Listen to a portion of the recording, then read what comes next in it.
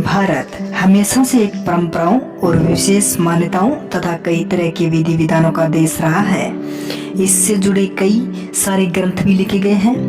इनमें से कुछ ग्रंथ ऐतिहासिक है तो कुछ ऐसे जिन्हें समझना तो दूर पढ़ना भी मुश्किल है। ऐसा ही एक ग्रंथ है जिसका नाम है नीलावंती। कहते हैं कि ये ग्रंथ शापित है और अगर कोई भी इसे पढ़ लेता है तो इसकी किस्मत के पन्नों में मौत की काली स्याही दर्ज हो जाती है। ऐसी कई घटनाएं हुई भी हैं जिनकी वजह से भारत सरकार ने इस ग्रंथ को बैन कर दिया है।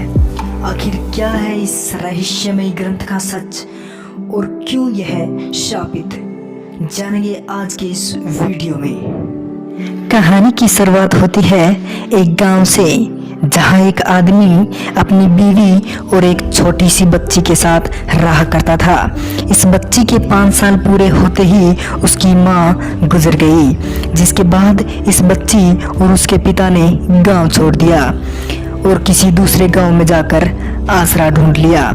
इस छोटी सी बच्ची का नाम ही नीलावंती था। बचपन से ही नीलावंती के अंदर एक अद्भुत शक्ति थी। वो पेड़ पौधे और पशु पक्षियों की भाषा समझ सकती थी। सिर्फ इतना ही नहीं, उसके सपनों में राक्षस आया करते थे जो उसे तंत्र मंत्र से जुड़ी बातें बताते थे। क्योंकि नीलावती छोटी थी इसलिए सपनों में बताए गए मंत्रों को समझ नहीं पाती थी। जैसे जैसे वह बड़ी होती गई वो मंत्रों को एक किताब में लिख कर रखती थी ताकि वो इन्हें याद रख सके। वक्त का पन्ना पलटा और नीलावंती अब 20-22 साल की युवती बन चुकी थी। अब तक जो राक्षस भूत प्रेत उसके सपनों में आते थे, अब वो सब उसे साक्षात दिखाई भी देने लगे। और एक रात नीलावंती को उसके सपनों में एक राक्षस ने आकर कहा कि वो कोई साधारण इंसान नहीं है बल्कि एक यक्षिणी है जो एक श्राप के चलते इस दुनिया में फंसी हुई है और उसे अपने असली रूप और अपनी दुनिया में आना होगा, जिसके लिए उसे दूर एक गांव में लगे बरगद के पेड़ के नीचे जाकर तंत्र साधना करनी होगी। नीलावंती अपने पिता से सपने में बताई गई सारी बातें बताती है। उसके बाद उसके पिता ने उसे जाने दिया। इस तरह नीलावंती अपने मंत्रों वाली किताब लेके जंगल के रास्ते उस गांव की ओर चल पड़ी। रास्ते में नीलावंती को एक व्यापारी मिला। उससे नीलावंती ने उस गांव में जाने का रास्ता पूछा और इधर व्यापारी तो नीलावंती की खूबसूरती देखता ही रह गया। व्यापारी ने एक शर्त रखी कि वो तभी रास्ता बताएगा अगर नीलावंती उससे शादी करने को तैयार होती है। नीलावंती भी शादी के प्रस्ताव को मान जाती है।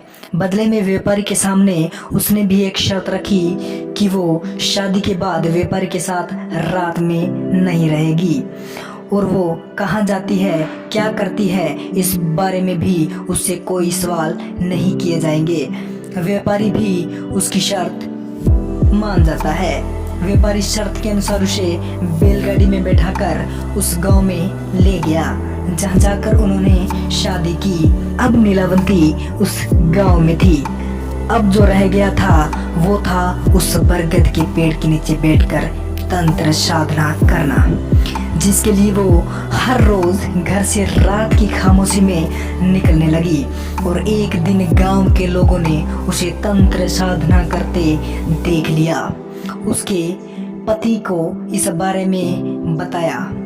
अगले ही दिन नीलावंती के सपने में शैतान आता है और वो उसे बताता है कि अब जब वो तंत्र साधना के लिए जाएगी तो उस बरगद के पेड़ के पास बहती हुई एक नदी में एक लाश बहती हुई दिखाई देगी, जिसके गले में एक ताबीज होगा। नीलावंती को उस ताबीज को निकालकर नाव में सवार एक आदमी को देना होगा और वही आदमी नीलावंती को दूसरी दुनिया के दरवाजे तक पहुंचाने में मदद करेगा। और नीलावंती रात में निकल पड़ती है इस बार उसका पति यानी वो व्यापारी भी उसका पीछा करता है। सपने में जो जो बताया गया था वैसा ही हो रहा था। नीलावंती उस लाश के गले से ताबीज खोल ही रही थी कि इतने में गांव वाले आ जाते हैं और नीलावंती को डायन समझ उस पर हमला करने ही वाले होते हैं कि तभी वो व्यापारी सामने आ जाता है और देखते ही देखते वो व्यापारी इंसान से एक राक्षस में बदल जाता है। उसके बाद वो राक्षस गांव वालों को एक एक करके घायल करने लगता है और मौका पाते ही नीलावंती को लेके घने जंगलों में भाग जाता है। जब स्थिति कुछ सामान्य होती है तो राक्षस नीलावती को कहता है कि वो शुरू से जानता था कि नीलावती असल में एक यक्षिणी है, पर उसने शादी इसलिए की ताकि राक्षस उस तंत्र मंत्र विद्या वाली किताब को पा सके। उसकी ऐसी इच्छा जान नीलावंती ने उसे मौत के घाट उतार दिया। क्योंकि वो राक्षस था इसलिए वो फिर से जिंदा हो गया।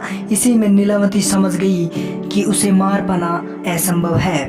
नीलावंती ने सोचा कि यदि यह किताब उस राक्षस को मिल गई तो दुनिया के लिए अनर्थ साबित हो सकता है। इसलिए नीलावंती ने उस किताब को शापित करते हुए कहा कि किसी ने लालच में आकर इस किताब को पूरा पढ़ लिया तो उसकी तुरंत मृत्यु हो जाएगी, और जिसने इस किताब को आधा पढ़कर बीच में ही छोड़ दिया तो वो पागल हो जाएगा।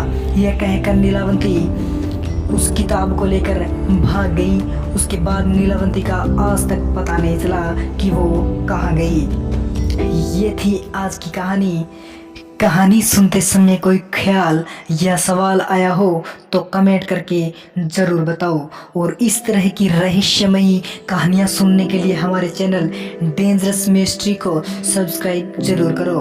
फिर मिलेंगे एक नई कहानी के साथ, तब तक के लिए धन्यवाद।